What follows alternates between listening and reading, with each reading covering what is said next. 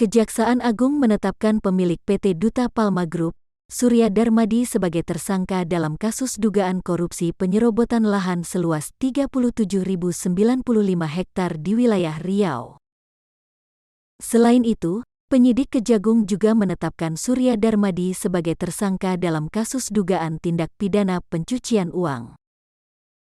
Penetapan tersangka Surya Darmadi disampaikan dalam keterangan tertulis Kepala Pusat Penerangan Hukum Kejagung, Ketut Sumedana pada Senin, tanggal 1 Agustus tahun 2022. Dalam kasus dugaan korupsi penyerobotan lahan tersebut, Kejagung juga menetapkan Raja Tamsir Rahman mantan Bupati Kabupaten Indragiri Hulu periode 1999 sampai 2008 sebagai tersangka.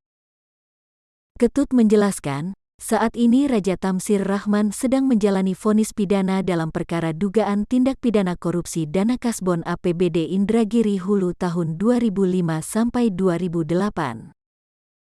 Sedangkan tersangka Surya Darmadi statusnya masih sebagai buron atau masuk dalam daftar pencarian orang Komisi Pemberantasan Korupsi DPO KPK.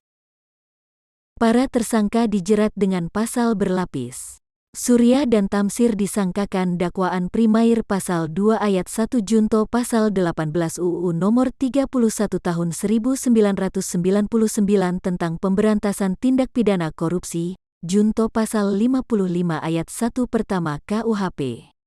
Subsider pasal 3 junto pasal 18 Undang-Undang nomor 31 tahun 1999, junto pasal 55 ayat 1 pertama KUHP. Surya Darmadi juga dijerat pasal 3 UU nomor 8 tahun 2010 tentang pemberantasan tindak pidana pencucian uang atau pasal 4 UU nomor 8 tahun 2010 tentang pemberantasan tindak pidana pencucian uang.